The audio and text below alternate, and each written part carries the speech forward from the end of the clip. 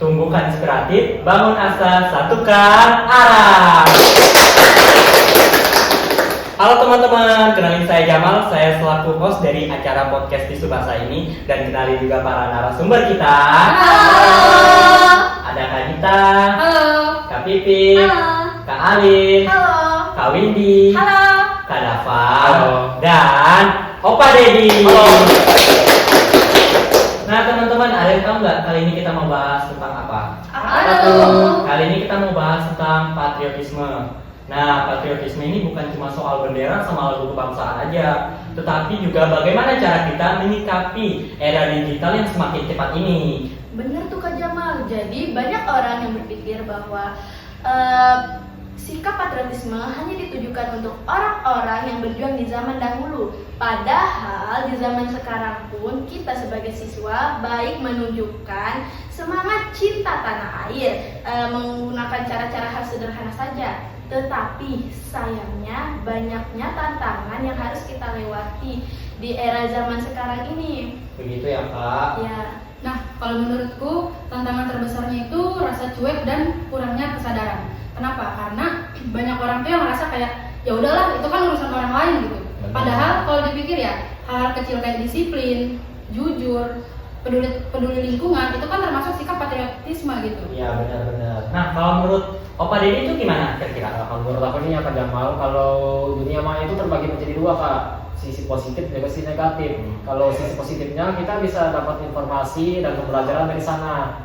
Nah kalau sisi negatifnya kita itu bisa termakan berita-berita hoax yang tidak jelas gitu Kak, yang masih dipertanyakan kebenarannya.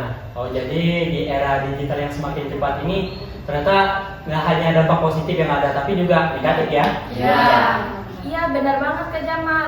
Makanya literasi digital itu sangat penting. Sebelum kita nge-share berita itu kita harus baca dulu apakah ini benar atau hoax. Begitu ya? Ya setuju banget, soalnya yang kulihat itu belakangan ini banyak orang-orang yang bandingin negara kita sama negara orang, padahal mereka tuh nggak tahu konteksnya.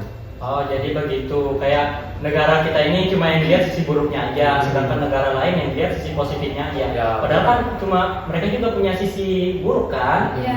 Oke. Nah, betul banget Kak Jamal, patriotisme juga bisa kita lakukan dengan hal kecil yang sering kita anggap biasa aja. Contohnya menolong teman yang sedang kesusahan, aktif di organisasi, aktif di ekstrakurikuler, bahkan hanya menolong membersihkan lingkungan, itu juga termasuk dalam patriotisme. Begitu ya. Nah kontribusi kalian di SMA 6 itu apa sudah? Oh itu salah satunya ya. Ya. Oke, begitu. Nah, teman-teman, aku tuh juga ngerasa sekarang patriotisme tuh kita bisa menyalurkan lewat karya gitu. Nah karya itu apa aja Kak? Banyak, contohnya nih kayak konten positif. Kita nunjukin budaya Indonesia nih. Iya. Budaya Indonesia tuh kan banyak kan? Iya.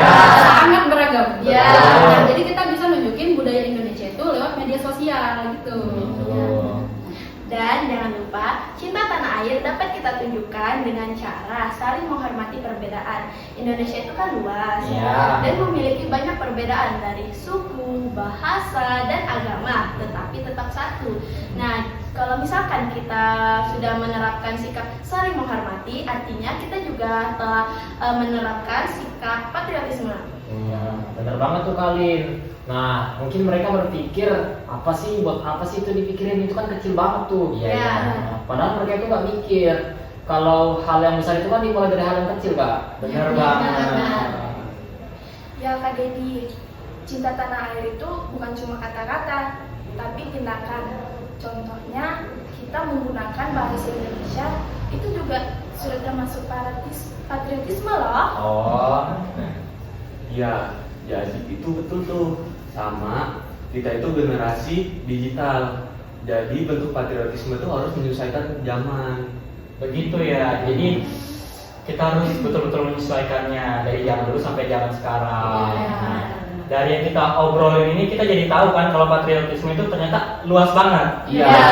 Bukan cuma soal perjuangan masa lalu, tetapi bagaimana cara kita menyikapi di hari ini, dimulai dari diri sendiri, hal kecil. Yang paling penting itu kita mulai dari sekarang. Nah, kalau kalian setuju nggak kalau masa depan bangsa Indonesia itu ada di tangan kita siswa dan siswi yang berani dan peduli ini? Setuju. Kan?